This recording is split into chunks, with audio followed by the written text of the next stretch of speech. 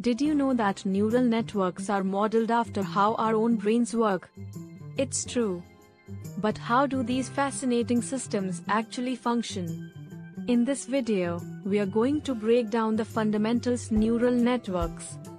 By the end, you'll understand not only what they are but also how they learn and make predictions. Stick around, because this topic is not just interesting, it's changing technology as we know it. Let's start with A neural network consists of layers of nodes, which are also known as neurons. Think of a neuron as a tiny decision-making unit. Each neuron receives input, processes it, and passes on its output to the next layer of neurons.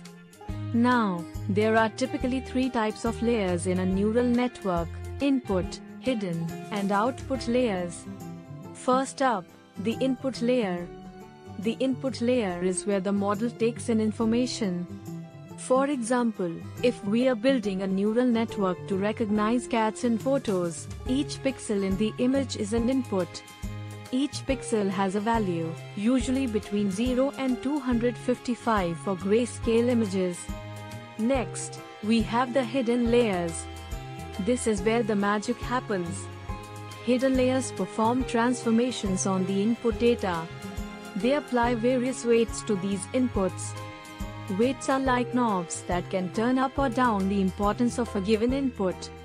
These weights are initially set randomly but are adjusted during training. As data moves through hidden layers, the neural network learns to identify patterns. For example, in our cat recognition scenario, the hidden layers might learn to recognize edges, fur patterns, or even the shape of ears.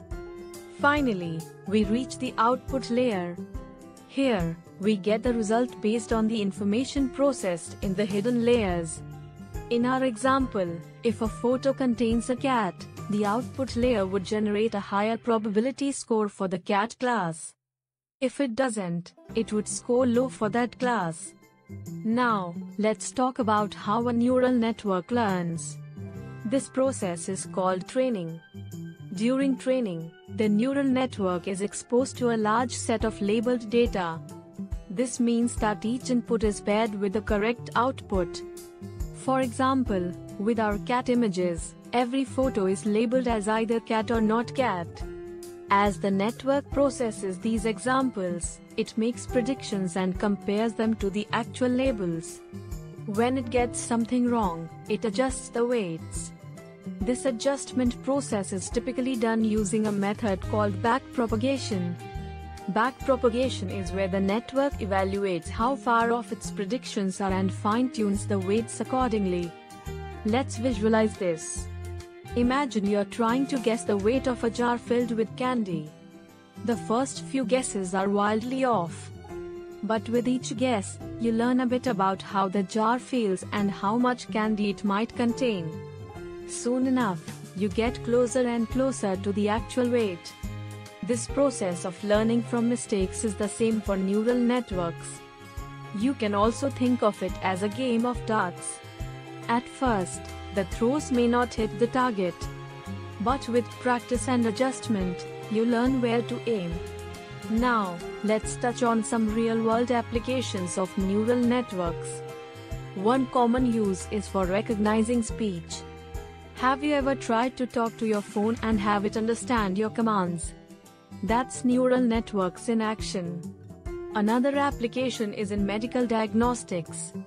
Neural networks can analyze patient data to help doctors identify diseases more accurately. How about self-driving cars?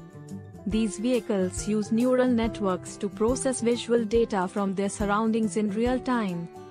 They analyze the information to recognize pedestrians, street signs, and traffic lights.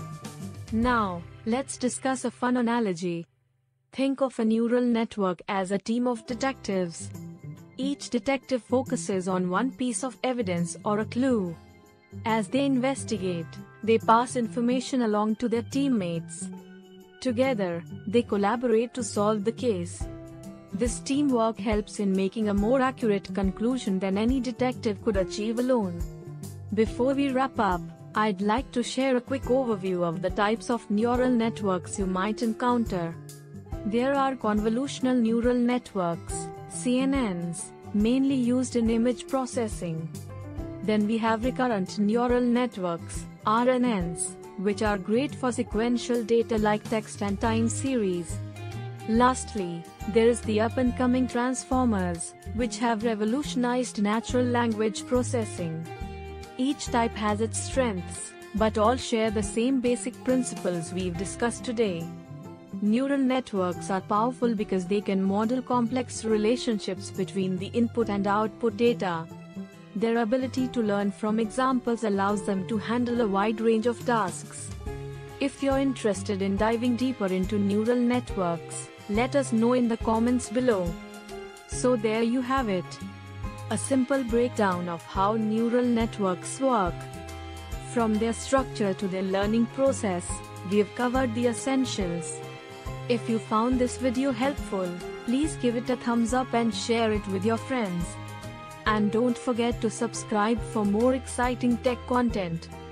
Thanks for watching, and see you in the next video.